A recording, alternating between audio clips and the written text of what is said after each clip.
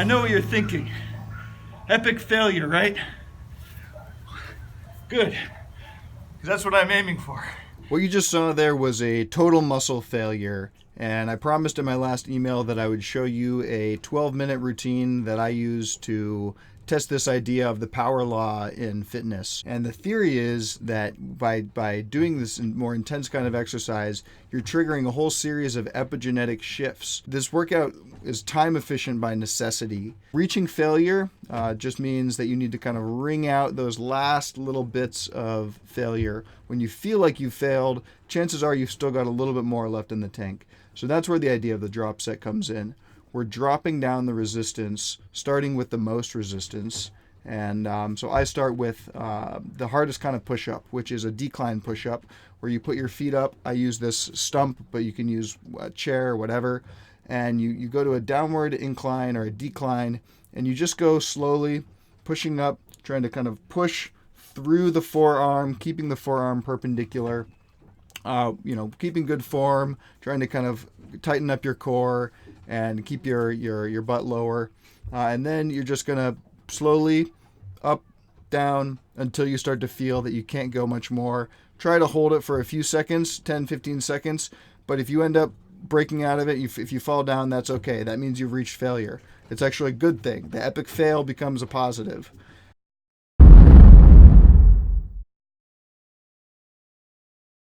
Part 2. Then you're going to switch to just an easier form. So we're dropping down the resistance by moving to a horizontal push-up. Do some more. For me, it only took another 45 seconds to a minute after doing that decline push-up to reach failure. It's a faster failure point. After that, you're going to get up and put your hands on whatever you were using for your feet before. So you're doing an incline push-up. And this is, again, lower resistance. Try to pump out a few more. And when you reach failure, you're going to do one more, which is the kneeling or modified push-up. If you find that the decline push-up, if you can do maybe only 10 or 20 regular push-ups, then start with just the horizontal, then move into the incline, and then do the final one, the kneeling modified push-up. And you should be able to reach failure within about 5 or 6 minutes. That's how long it took me. And that's kind of the ideal amount of time. If you want to incorporate some other exercises, I'll be showing you what else you can do to make it a 12-minute workout, or you can alternate days and do different things. But the important thing is that you're not reaching a point where it's going to be unsustainable, you're going to dread it, and you're working hard for a short amount of time. But it's not this model of no pain, no gain. It's not calories in, calories out. You have to go and run on the treadmill for an hour just to undo the candy bar that you ate after lunch. All right, this is where fitness happens. Hold.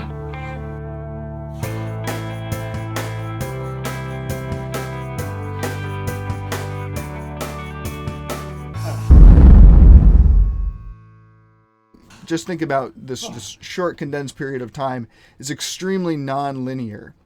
The benefits that you get are not from necessarily it is from the exercise itself, but it's not from the time that you put in. The benefits, the long-term adaptation, comes from being weak for this short amount of time. So I mentioned Doug McGuff, the author of Body by Science, and he likes to talk about the skeletal muscles as the largest endocrine immunological organ in the body, meaning that they're sending out all these chemical hormonal signals to all the other tissues in the body that provide benefits way past the time when you're done working out. And the important thing to know about epigenetics is that a lot of these hormones exponentiate with the intensity of exercise. So you release a lot more if you're working out just a little bit more intensely. And that's where the power law comes into play. So truly that last set, that last 20 seconds, might account for half of the benefits of the whole workout. And in my next email, I'm going to provide more data on how this works physiologically, what the hormones are, how they affect other systems of the body. We all have these genetic switches in us to be healthier, more vital human beings. We just need to kind of unlock them by doing the kinds of movements that would have been required of our ancestors. These occasional bursts of intense activity are like these blueprints, architectural blueprints that never get taken out of the tubes. And it takes the physical activity to just pop open the tube and take them out. You don't need to go to the gym to get 90% of the benefits of resistance training. You can do it in your backyard. You can do it in your bedroom. Just do it once a week. I bet you're going to start to see some of the gains that I've been starting to see. And so I'm going to share my results again in a couple of weeks, and we'll see how this all goes. I hope you'll join me in this experiment.